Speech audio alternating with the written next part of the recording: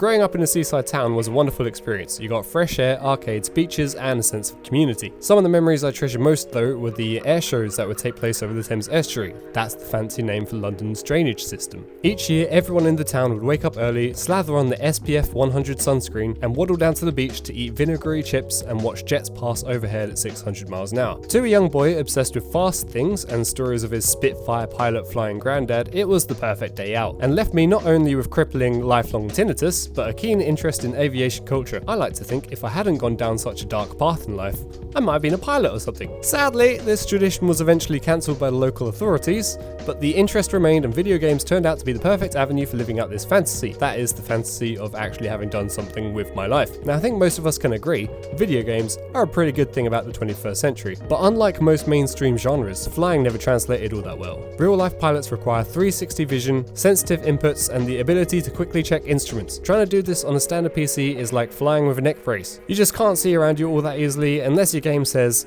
fuck realism, and is built with keyboard and mouse in mind, looking at you WarThunder. That's not to say that it's impossible, because peripherals like TrackIR overcome these issues, and anyone who is serious about flying simulators will likely own a HOTAS. But these are enthusiast bits of kit, and for those with only a mild to moderate desire to escape from their own pitiful existences, peripherals are generally limited to Clicky McClickerson, Clacky McGee, and strange desktop portal to a universe that you can never quite be a part of. Even economically successful gamers were limited to janky multi-monitor setups requiring more space than an actual real-life penis hole. Cockpit. Enter virtual reality, gaming's final form, the ultimate immersion machine, an experience so awesome you'll shit your pants, kill your wife, and probably go off two-dimensional games forever. Let's look at a few reasons why VR is so amazingly perfect for flying sims in particular. Flying requires wearing prohibitively expensive future tech strapped to our face. Realism. Flying gives you hemorrhoids from sitting in the same position for too long. Realism. Flying requires isolation from other people and long periods of staring into the empty sky, wondering what is the point of it all. Realism. Taking off for the first time in VR reminds me of how Victorians would freak out at watching a train come in on the world's first cinema screens. The second I left the runway, I felt my stomach fall out my arse and my brain shatter into a million pieces as it tried to reconcile the conflicting sensory inputs. You can see around you, track targets like you would in real life, and in the case of a few games like X-Plane, DCS World, and VTOL VR, physically interact with a bewildering number of knobs and buttons. Put simply, VR is the best possible way to go flying without turning the garage into your own personal holodeck. Don't be like this guy. Or this guy. So if you're like me and have a passion for flight that does not extend beyond actually taking real life steps towards that goal, here are some amazing options that might tickle your fancy. Each of these titles excel in a certain way, but lack in others. So if you can't choose which to go for, I'll just say, try all of them, goddammit. Ultrawings! Ultrawings is set in an alternative universe where the polar ice caps have melted, covering the Earth in endless ocean. All that's left for humanity is 3 small islands, one of which is occupied by The Company, a faceless governmental organisation tasked with total party balloon destruction. You play as the Chosen One and must pass a series of aerial tests to prove your worthiness as humanity's last chance for survival. Having taken too much liquid acid, however, the world now permanently resembles a late 90s Nintendo game, and as a consequence, the Chosen One is mostly found screwing around and wasting fuel. This is the kind of experience any reasonable person would expect less than 10 hours of gameplay from, but despite its relatively shallow depth, I found myself coming back over and over again just for funsies. Using a virtual yoke, Ultrawings lives and dies on its flight model. Described by some guy on Reddit as Simcade, there are no pre-flight checks or beautiful scenery, just a pure arcade-style world that you can fly around in a few different vehicles that are all extremely satisfying to control. For the right person, completing all the objectives and unlocking all the islands and planes should only constitute about 30% of the time spent here. The rest is creative sandbox fun times. Can I fly through this hangar? Yes. Can I fly through this hangar upside down? Indeed. Can I fly the stunt plane like a helicopter, then land whilst travelling backwards? Why the fuck not? Is it realistic?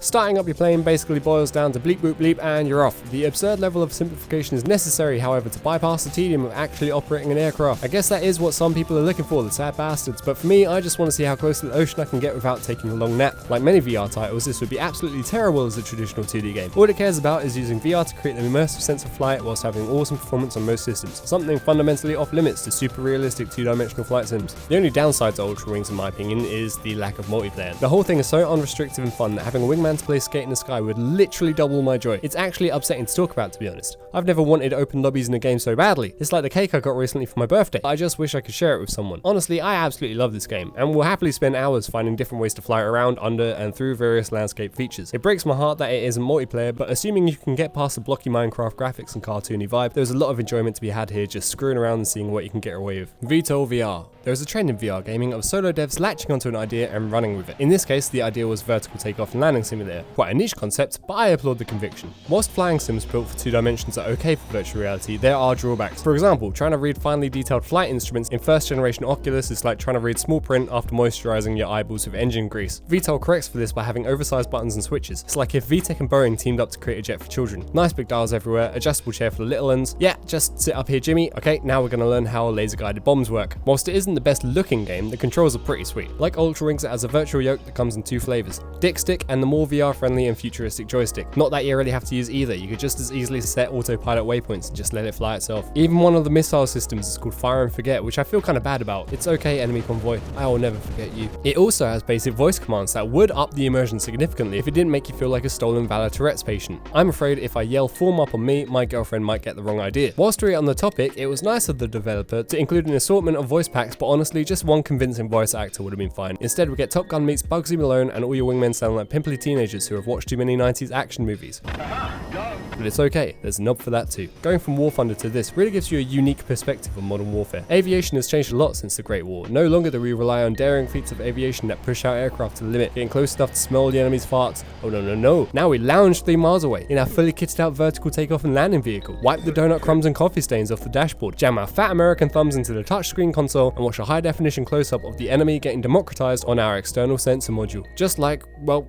a lot like a video game actually. Being good at VTOL is less about flying skill and more about situational awareness. It's information warfare with a flight model attached, and as a result the combat is less epic action and yoke pulling and more fiddling with your virtually rendered 2D computer screens. Oh my god guys, this is such a beautifully rendered CRT monitor. VTOL is essentially a sandbox with Steam Workshop support. Like Ultrawings, most of the joy comes from pissing about and blowing stuff up, and you can also run missions created by the community, of which there are plenty. I particularly enjoyed this oil rig rescue mission. There's not even any combat, it's just rescuing people. Mastering vertical landings takes a decent amount of time in practice, especially if you turn off the flight assistance. But once you get the hang of it, you feel like a total badass. You can fly in formation with your telepathic wingmen, practice mid-air refueling, master various weapon systems, plus a bunch of other useful life skills. There's also currently 2 other jets to fly, the F-35B and that other one, and a super awesome spectator camera for those who want to recreate their favourite scenes from Top Gun. WarThunder! WarThunder, aka Microtransaction Simulator, aka The Paywall, is a lovingly crafted, richly detailed, and frankly fucking stunning war game from